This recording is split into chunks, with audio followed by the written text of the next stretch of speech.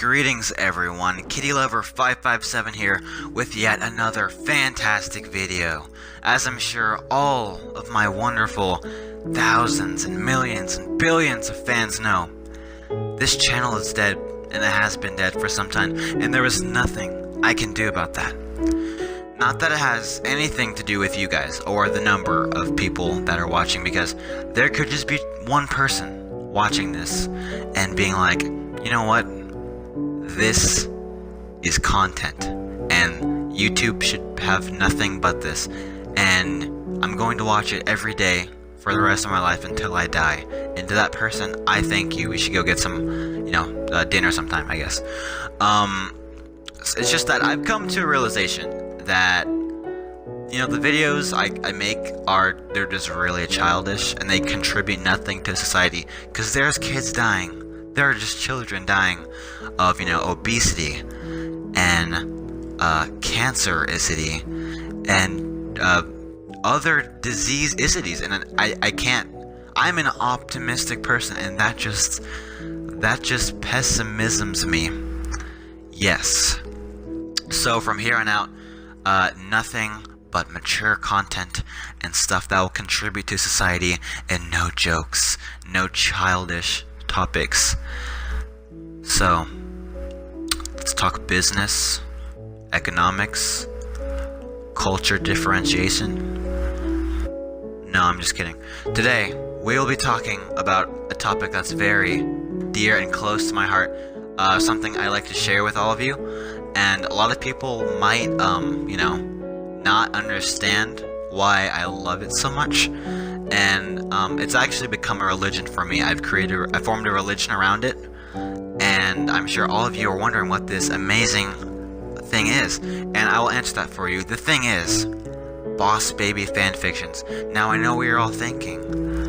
KittyLover557, we all love Boss Baby fanfictions, and I could not agree with you more. It's just that this one right here, I cannot put into words how much joy it has given me, and I can just name all the people's lives who have been changed from this fanfiction, and it is a very nice fanfiction, I must say. Okay, let's start. I'm 16 now. I can't forget about Theodore. I wish I had taken the forgetting serum. Childhood is built on imagination, as well as we all know, but because of this, no one believes me. I feel like I'm going crazy. Theodore is 9 now, and growing more handsome by the day. His blonde hair rests effortlessly across his pale peach face. The cravings are worsening, and I'm starting to find myself in a bit of trouble now and then, but nobody suspects anything. And this is the baby's point of view. I've always felt like a part of me was missing. It wasn't until this morning that I remembered everything. I found a pacifier in my room. Must have been left there when I was a baby and never cleaned up. There was something special about that pacifier, though. It helped me see everything I was missing. My time as the boss baby. I remember how it felt when me and Tim had finished our mission. I should say right now, spoilers alert if you haven't seen the movie, spoiler alert, but this is better than the movie. This is 10 times better. I wouldn't even see the movie, you can just read this. Okay. At first I was so happy because the promotion was all I ever wanted. The sweet golden potty. All to myself, I started to feel empty. Though when I realized how close me and Tim had become, I missed him dearly, and when he sent me that letter asking me to be his brother, that was the final straw. I finally had a family, something to live for, not the daily grind of management. But when I left Baby Corp for good, I lost all memories of my life before and the childhood Tim gave me. I'm happy. He couldn't remember it though, however I'm left with all these weird mushy feelings inside of me, and they're all towards him. Tim. Do I like him? And this is Tim. I have a plan. I thought if I could somehow find something that could trigger Theodore's memory, he would remember, and we could be together. I decided to take him to Puppy Co., where our parents worked. I even set up a nice picnic near the rocket, which held the forever puppies there. However, Theo kept getting distracted by the endless amounts of cute puppies that were there. I had to admit, though, they were adorable. He either got distracted or complained that he had used the toilet. This happened a lot today. When we got home, I decided to sing our song about the blackbird in E minor until he fell asleep on me, just like when he was a baby. My plan had failed today, but there is still tomorrow. And the tomorrow after that, I can't give up. Next chapter. Oh, I should also mention now that this is a fanfiction, and things can get pretty adult, and viewer discretion and what not. I should also say that this is the best piece of literature you'll ever find, and it is called Boss Baby Fanfic, You're the Boss of Me, Baby. It is on Amazon for purchase. I'm not sponsored or anything, but feel free to buy that, because you should just really invest in this amazing literature. Chapter 2, What in Gay Nation?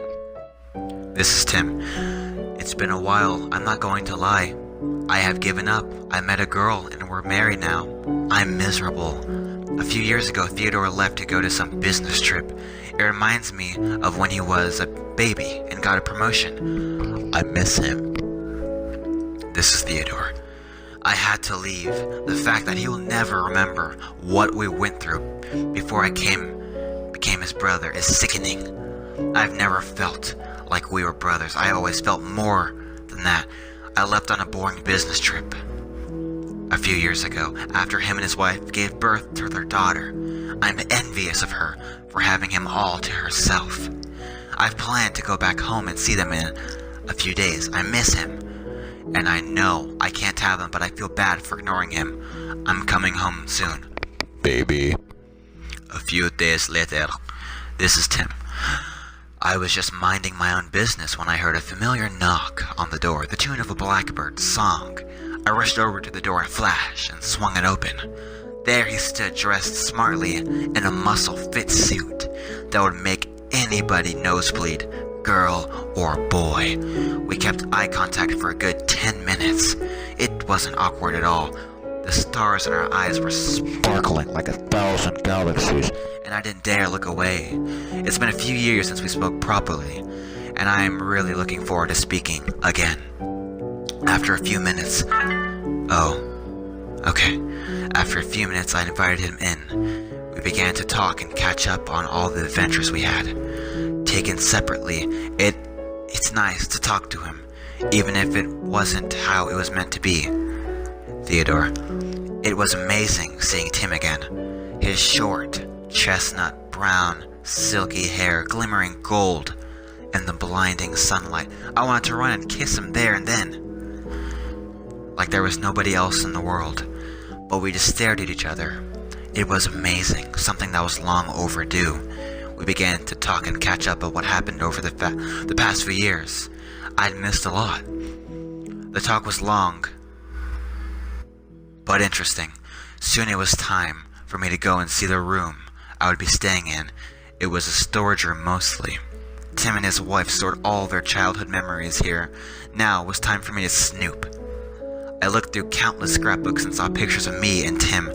Randomly, I came across a diary of a letter of sorts. It had a young Tim's handwriting on it, in a colory, sparkly pink pen. The letter shocked me to say the least. This is what it said. Dear diary, or whatever you are, I don't usually write these kinds of things, but a lot of thoughts have been playing in my mind lately. I'm in love with my baby brother. Yes, it may seem weird, but he is unlike any other brother ever. Since day one, we've had a special bond, even before we were blood brothers. I've been in love with him for a while now, and it hurts because he can't remember anything we went through. All the times we worked together, and countless memories. Okay, I can't read this. Okay, it's over. Bye.